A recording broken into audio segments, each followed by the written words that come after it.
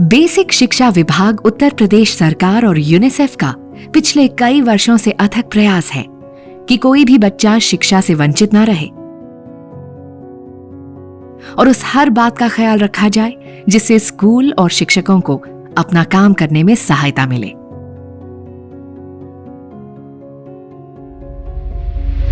शिक्षा के अधिकार के अंतर्गत ये जरूरी है कि हमारी स्कूली व्यवस्था ऐसी हो कि हर बच्चे को समावेशी शिक्षा मिले। उत्तर प्रदेश सरकार द्वारा जो आउट ऑफ स्कूल की बच्चों की परिभाषा दी गई है वो ये है कि 6 से 14 आयु वर्ग का वह बच्चा जो कभी भी किसी विद्यालय में नामांकित न हुआ हो अथवा कभी कहीं किसी विद्यालय में उसका नामांकन हुआ भी हो तो वहाँ से बिना किसी सूचना के लगातार 45 दिन से अधिक समय से अनुपस्थित चल रहा है।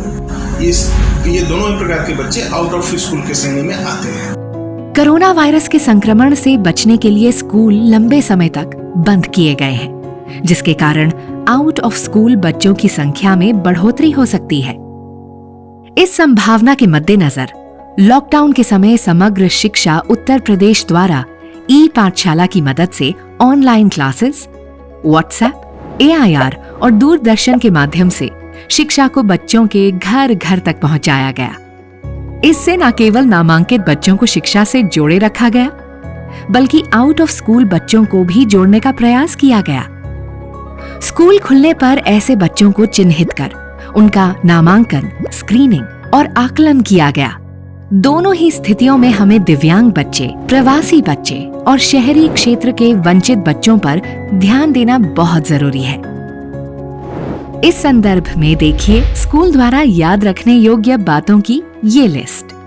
नंबर 1, कोविड के बाद स्कूलों के खुलने से पहले अच्छी तरह से सैनिटाइज करना बहुत जरूरी है, खास तौर पर उन स्कूलों को जो क्वारंटीन सेंटर बनाए गए थे। इस पूरे काम में गांव के प्रधान एवं स्कूल के शिक्षकों द्वारा ये सुनिश्चित किया जाए कि बच्चे और शिक्षक स्कूल के वातावरण में सुरक्षित रहें। नंबर 2, बच्चों के माता पिता से बात करें कि लॉकडाउन के दौरान उन्हें क्या क्या परेशानियां आईं और अब स्कूल खुलने के बाद उन्हें किन बातों का ध्यान रखना है। नंबर 3, शारदा कार्यक्रम के अंतर्गत आउट ऑफ स्कूल बच्चों के चिन्हीकरण, नामांकन, स्क्रीनिंग के उपरांत बच्चों का बेसलाइन असेसमेंट किया जाए। शारदा कार्यक्रम के अंतर्गत दिए गए स्टेप्स को यदि हम प्रयोग में लाएं, तो आउट ऑफ स्कूल बच्चों की पहचान कर उन्हें शिक्षा की मुख्य धारा से जोड़ सकते हैं। बच्चे को उसकी खास जरूरतों के मुताबिक शिक्षा प्रदान कर सकते हैं, चाहे वो लड़का हो या लड़की, दिव्यांग बच्चा हो या प्रवासी मजदूर का बच्चा। शारदा कार्यक्रम के अंतर्गत आउट ऑफ स्कूल बच्चों के चिन्हीकरण, नामांकन, स्क्रीनिंग एवं आकलन के लिए फ्लो चार्ट ध्यान से देखिए। पहला कदम, शारदा कार्यक्रम के अनुसार आउट ऑफ स्कूल बच्चों के चिन्हीकरण एवं नामांकन के निर्देशों को ध्यानपूर्वक सभी अध्यापकों द्वारा दोबारा पढ़ा जाना। दूसरा कदम, सभी अध्यापकों को सर्वे प्रपत्र एवं कोडिंग लिस्ट उपलब्ध कराना या शारदा मोबाइल ऐप डाउनलोड करना। तीसरा कदम, समस्त अध्यापकों एवं BTC प्रशिक्षुओं को सर्वे हेतु बस्तियों के घरों का आवंटन करना। चौथा कदम, डोर टू डोर सर्वे करना, पलायन से प्रभावित परिवार के बच्चों को सर्वे में शामिल करना। पांचवा कदम, प्रधान अध्यापक या न्याय पंचायत के नोडल शिक्षक द्वारा भरे हुए सर्वे प्रपत्र BRC पर डेटा एंट्री हेतु उपलब्ध कराना या शारदा ऐप पर बच्चों का विवरण भरना। छठा कदम, चिन्हांकन के साथ साथ बच्चों का पंजीकरण एवं विद्यालय में नामांकन कराना। सातवां कदम, आउट ऑफ स्कूल बच्चों के नामांकन का विवरण शारदा पोर्टल पर या ऐप पर अपडेट करना। आठवां कदम, सभी नामांकित बच्चों का समर्थ शासनादेश में निर्धारित चेकलिस्ट 1 के आधार पर दिव्यांगता की स्क्रीनिंग करना। 9वां कदम, बच्चों के पूर्व ज्ञान तथा संप्राप्ति स्तर को समझने के लिए अध्यापक द्वारा हिंदी एवं गणित विषय का आकलन करना। 10वां कदम, आकलन के परिणामों के आधार पर रेमेडियल टीचिंग या ध्यान आकर्षण या विशेष प्रशिक्षण में दी गई शिक्षण विधि का प्रयोग करना। 11वां कदम, अध्यापक द्वारा बच्चे की नियमित उपस्थिति को ऐप के द्वारा ट्रैक करना। 1 हफ्ते तक लगातार अनुपस्थिति की दशा में माता पिता से संपर्क करना। 12वां कदम, लर्निंग आउटकम के लक्ष्य को हासिल करना। 13वां कदम, सभी बच्चों को समान स्तर पर लाने हेतु कार्य योजना बनाना। और आखिरी कदम, शिक्षण तकनीक में बदलाव व सतत आकलन करना। हमें पोस्ट कोविड-19 एजुकेशन सिस्टम के लिए भी अभी से तैयार होना होगा, जिससे कि हम इस अंतराल के बाद शिक्षा व्यवस्था को फिर से सुचारू रूप पर ला सकें। सबसे पहली चुनौती हमारे सामने है कि हम उन बच्चों को किस प्रकार से प्रेरित करें कि वो विद्यालय आएं। नंबर 4, स्कूल बच्चों के लिए आकर्षक बनाएं। हम दीवारों पर चित्रकारी के द्वारा या विद्यालय के सौंदर्यीकरण के द्वारा बच्चों के लिए उसे एक रोचक जगह बनाकर और बच्चों का जिससे उस आने का मन करे, ऐसा कुछ प्रयोग करके हम उन बच्चों के लिए एक अच्छा वातावरण बना सकते हैं। हम लोग ICT के एप्लीकेशंस यूज कर सकते हैं, जैसे कि हम प्रोजेक्टर पर उन्हें एजुकेशन की रिलेटेड मूवीज दिखा सकते हैं, उन लोगों को नई नई एक्टिविटीज के थ्रू कुछ सिखा सकते हैं जिससे उन्हें रोज आने का मन करे। नंबर 5, कहानियों की मदद से बच्चों को पाठ पढ़ाएं ताकि वो कक्षा की ओर आकर्षित हों। नंबर 6, छुट्टियों के दौरान किए गए प्रोजेक्ट्स की कक्षा में चर्चा करें और छात्रों को उनके द्वारा किए गए काम के लिए प्रोत्साहित करें। लॉकडाउन के उपरांत जब बच्चे विद्यालय आएं तो पॉजिटिविटी के साथ उनका स्वागत करें। प्रतिदिन प्रार्थना सभा में उन्हें प्रेरित करें कि वे नियमित विद्यालय आएं। जो बच्चे नियमित विद्यालय आएं उन्हें उनके अभिभावकों के साथ सम्मानित करें। इस प्रकार दूसरे बच्चे भी उनसे प्रेरित होंगे।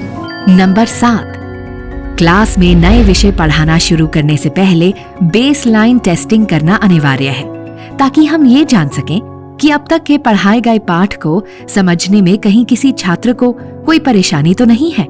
बच्चों के अलग अलग लर्निंग अधिगम स्तर के अनुसार ग्रुप बनाकर रेमेडियल टीचिंग दी जाएगी। इसमें 90 दिन के ध्यान आकर्षण मॉड्यूल की तकनीक प्रभावी शिक्षण में हमारी मदद कर सकती है। लॉकडाउन के बाद छात्रों का बेसलाइन टेस्ट आवश्यक होगा। उसके बाद अधिगम स्तर के अनुसार ग्रुप बनाकर रेमेडियल टीचिंग देनी होगी। रेमेडियल टीचिंग के बाद हमें ध्यानाकर्षण मॉड्यूल के तहत शिविर लगाना होगा, जिसमें दी हुई तकनीकियों के प्रयोग से हम अपना शिक्षण प्रभावी बना सकेंगे।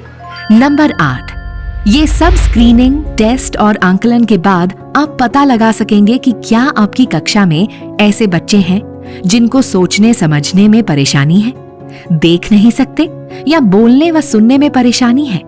ऐसे बच्चों की सूची स्पेशल एजुकेटर को उपलब्ध कराई जाएगी, जो नोडल अध्यापक के साथ मिलकर बच्चे की व्यक्तिगत शैक्षिक योजना तैयार करेंगे।